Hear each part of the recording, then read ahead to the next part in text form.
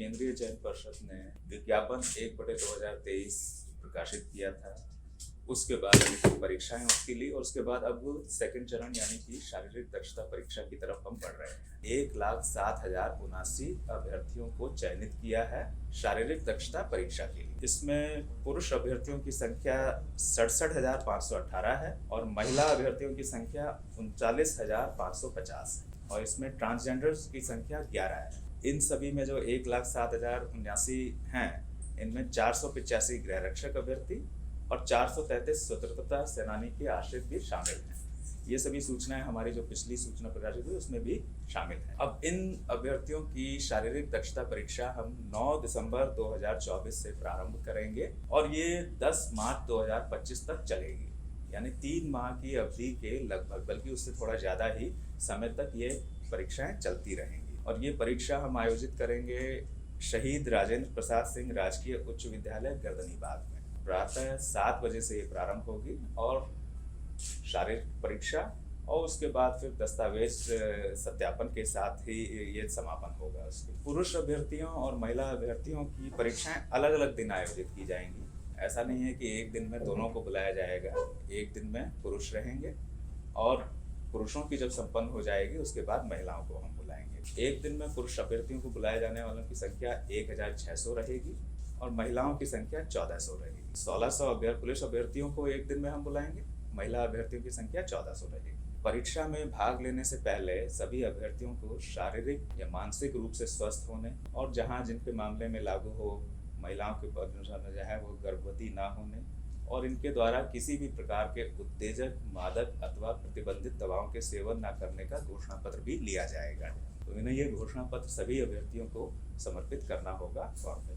इस परीक्षा में दौड़ की, गोला फेंक की, ऊंची कूद की परीक्षाएं होंगी और इनके लिए मार्क्स प्रिस्क्राइब्ड हैं कि कितना अचीव करने पर कितने मार्क्स मिलेंगे। पुरुषों की ऊंचाई और सीने की माप ली जाएगी और महिला अभ्यर्थियों की ऊंचाई और वजन की नाप ली जाएगी। इनके मापदंड सभी प्रकाशित हैं, उनको जो है वो देख लें। और इन सभी इवेंट्स में यानी कि ऊंचाई वगैरह में भी जो मिनिमम मापदंड हैं उनको क्रॉस करने वाले ही सफल माने जाएंगे। दौड़ में, गोला फेंक में और ऊंची कूद में, इन सभी में अलग अलग पास होना होगा।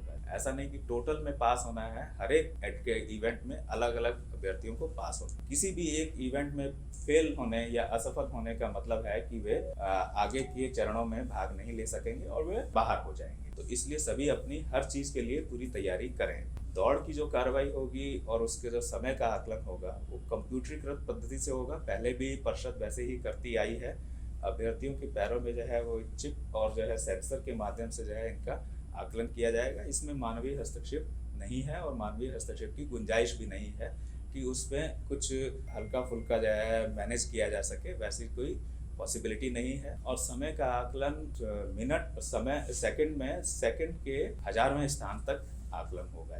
दस्तावेज सत्यापन होगा और इसमें ये भी जो है चीज़ है अभ्यर्थियों के लिए है कि जब वे आएंगे तो उनके प्रवेश पत्र जो एडमिट कार्ड है उसी के माध्यम से उनको प्रवेश की अनुमति होगी और फिर उसके बाद उनके बायोमेट्रिक्स लिए जाएंगे और उनका मिलान लिखित परीक्षा के समय जो बायोमेट्रिक्स फीचर्स हमने रिकॉर्ड किए, फिंगरप्रिंट्स, फोटोग्राफ, वीडियोग्राफ आदि, उनसे जो है उनका मिलान किया जाएगा। तो सभी अभ्यर्थी ये ध्यान रखें और उनके परिजन भी यह रखें कि किसी तरह के पररूप धारण के लिए वे प्रयास ना करें। दस्तावेज सत्यापन जो होगा वो उसके लिए हम सभी कैंडिडेट्स को उनकी कोटि के आधार पर किन दस्तावेजों के साथ आना है उसका भी हम स्पष्ट उल्लेख कर दे रहे हैं ताकि उन्हें स्पष्ट रहे कि उन्हें किन किन दस्तावेजों के मूल प्रतियों के साथ सत्यापन के लिए उपस्थित होना है।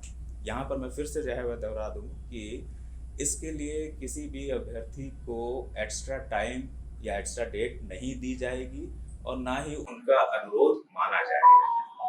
उस दिन वे अपने प्रमाण पत्र सारे जो है ले करके आए, जो वे समर्पित करेंगे और जो जो है उनका मिलान किया जाएगा उसके आधार पर ही पर्षद उनके क्लेम के पुष्ट होने अथवा ना पुष्ट हो पाने के बारे में निर्णय लेगी। उनका अनुरोध बाद में समर्पित करने या समय विस्तार का मान्य नहीं होगा, उस समय के आधार पर ही उनका मान लिया जाएगा। EWS कैटेगरी के जो हृदय हैं उसके लिए वित्तीय वर्ष निर्धारित है कि किस वित्तीय वर्ष का आपको प्रमाण पत्र या आय एवं प्रमाण पत्र जो भी बोला जाता है उन्हें लेकर के आना है। वो हमारे सूचना में प्रकाशित है, उसी अवधि का वो लेकर के आए।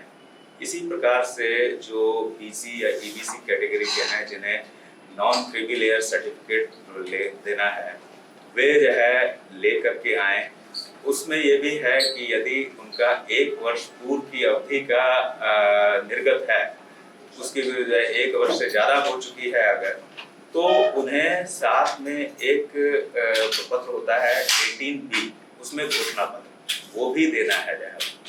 यानी कि जिनका NCL सर्टिफिकेट 1 वर्ष से पहले का निर्गत है, उन्हें सर्टिफिकेट प्लस घोषणा पत्र दोनों देना है, एक से काम नहीं चलेगा। जिनका 1 वर्ष की अवधि के भीतर का है, उनका जो है उससे काम सिर्फ NCL सर्टिफिकेट से काम उनका जो है चल जाएगा। इसी तरह की और भी कई चीजें जो है विवाहित महिलाओं के बारे में वगैरह में, वो सब उसमें जो है हमने सूचनाएं विस्तार से दे दी हैं ताकि किसी प्रकार का कोई संशय ना रहे। स्वतंत्रता सेनानी के जो आश्रित हैं उनके बारे में जो है कि परिचय पत्र मात्र मान्य नहीं होगा, एक प्रमाण पत्र दिया जाता है जो क्या जिसका फॉर्मेट वगैरह सब प्रिस्क्राइब है, उसी के आधार पर वो प्रस्तुत करेंगे तभी उनका दावा माना जाएगा।